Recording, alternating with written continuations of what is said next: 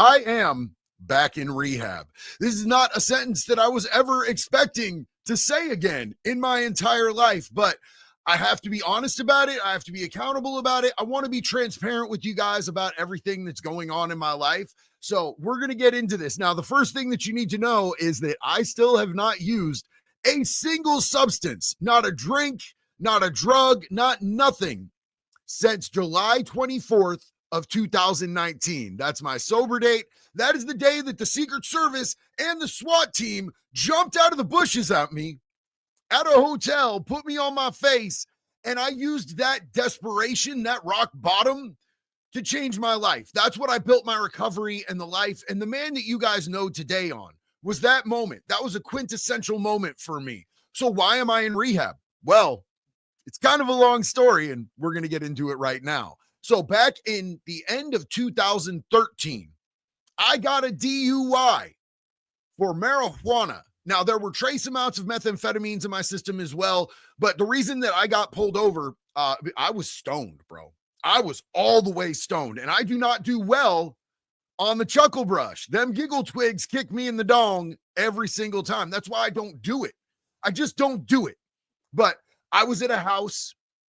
I was relaxed. Everything was cool. I didn't anticipate having to leave. Somebody was like, yo, bro, hit this. I hit it. It was a momentary lapse in judgment. I was weapons grade stupid in that moment. And then I ended up having to drive. I had a friend who called me and she was like, yo, I'm out here in the rain. I just got pulled over. They took the car because my license is suspended and I didn't know it. And I'm in the next county over. JD, can you come get me? And I wanted to be Captain Save. You know what I'm saying? I wanted to show up for the homie. So I hopped in the car and I started driving out there. And I wasn't driving well. Me driving stoned is me driving like a granny, my head all the way over the steering wheel. Like, oh my God, I was driving too slow is what the problem was. I was driving too damn slow. And when I got pulled over, the cop thought that I had been drinking, and I hadn't drank in months. So of course I decided that I was going to be an asshole to the cop instead of just cooperative, polite, professional, courteous. I got up in my pride and I was like, I haven't drank and this dude can't do nothing to me. So I'm going to be a dick for no apparent reason. Well, that doesn't often work out well when it comes to the police, my friends. It's just not the best option. So I did that. And I ended up failing the field sobriety test. Yeah, there's that. But I kept saying, just give me the breathalyzer, and cussing him out. I was definitely cussing him out. I would not recommend treating an officer like that. There's really no reason to, bro. And there's really no reason to ever argue with a cop on the side of the road. If you're going to argue what a cop is doing to you, arguing with the cop on the side of the road when it's just you and him and he's got a badge and a gun and you're just a citizen or a criminal or a civilian or a psychopath, it doesn't matter, bro. It's not going to work out for your benefit. The place that you have to argue the whole situation is in a courtroom with a lawyer. That's where you're going to make your best argument, and that's where things are either going to go in your favor or they're going to go against you. But until you're in that position, everything you say can and will be held against you, if not in a court of law, right there on the damn street with an armed cop who could call for backup.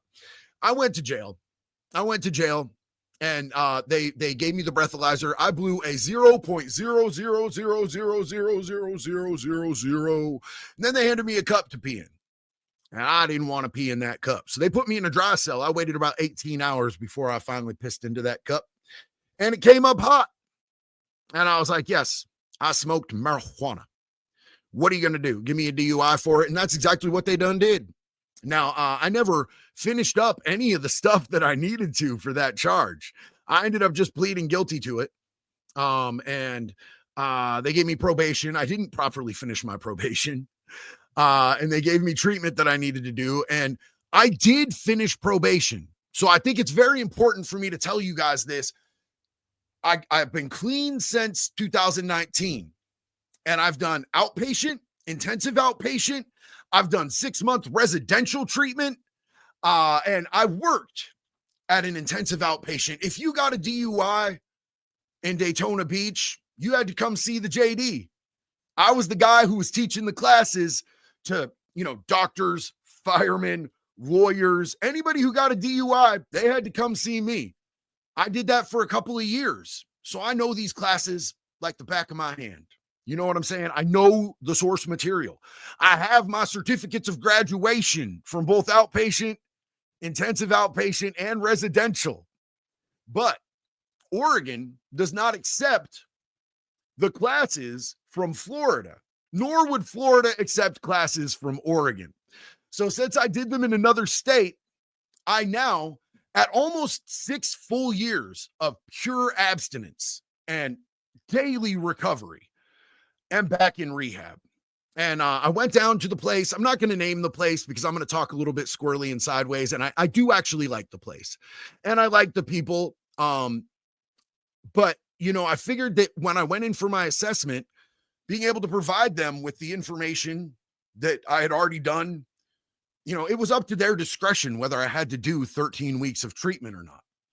And, if they had come to my treatment center for an assessment from me and they had told me that, they'd been clean for 6 years, that they worked in the same field as them, that they're a recovery coach, a peer support recovery specialist, that they've been working actively in recovery for, 4.5 years, I'd have been like, you know what? It's redundant to make you do this. And it's up to my discretion. So I'm not going to force you to do 13 weeks of treatment. I'm going to make my recommendation that you don't have to do treatment. And I kind of expected that maybe they would show me the same professional courtesy. They did not. Nope. They recommended that I need that 13 weeks of treatment. You know why? Because it makes them a lot of money, dog. It makes them a lot of money. So I have good insurance. And even with my good insurance, I still had to pay $1,000 out of pocket just to get started. Yeah. And then I can't even imagine what they're going to charge my insurance company. And I'm not saying that this place is a bad place, but I don't feel like what they did was very ethical or very courteous. But all of that aside, because that's a moot point, these are the consequences of my actions, not theirs. And I have to take accountability for that. It's a minor inconvenience and an expense for me, but it would have been a lot more major if when I went out there and I was impaired in driving, if I would have ended up in a crash and taken somebody's son or daughter or husband or mother or father away from them because I wanted to be an asshole and drive when I had no business to be behind the wheel. So there's no way that I can really say what my consequences should be. I can get in my feelings for a little minute like a baby back bitch, and I'm going to do it. God allows me to be petty twice a day. As long as the rest of the day, I strive to be the best human being I can be. I have a deal worked out with the big man upstairs. He allows me to be petty twice a day. Usually use it on comment replies because, I get some crazy comments, but I'm going to use it today on this video and just say that I personally would not have done that to somebody if they came to me for an assessment. Now, I've already done my first class. I started immediately, and it's only one class a week, and it's only 90 minutes a class. So it's really nothing. And I know the source material. Like I spent 2 years teaching it. But it's 13 weeks of doing this before I can go to the DMV and get my license back. See, that's what I'm trying to do. I'm trying to get my license back. I have not had a driver's license since 2014.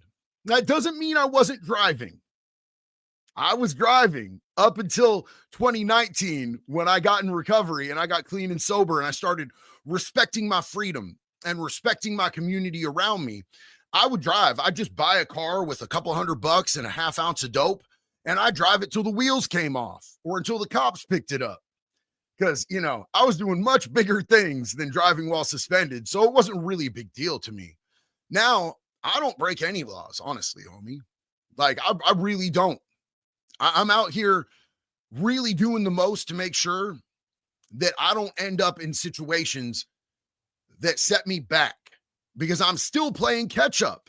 This is me going to treatment in 2025 to play catch up for an incident from 2013.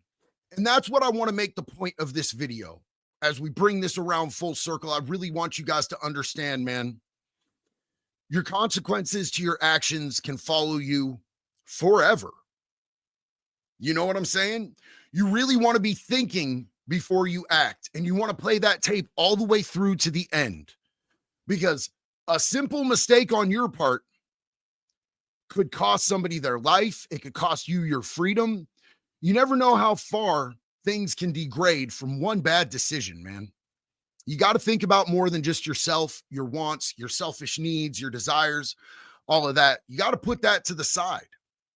And you really got to think of not only what's in the best interest of you, but in the best interest of everyone around you as well.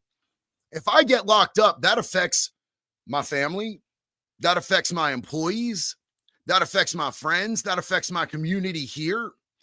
I'm not going to risk that. I'm going to respect my freedom, and I'm going to respect the obligations and responsibility that I have to everybody else, man. So I'm going to do this treatment, and I'm going to do it with a good attitude.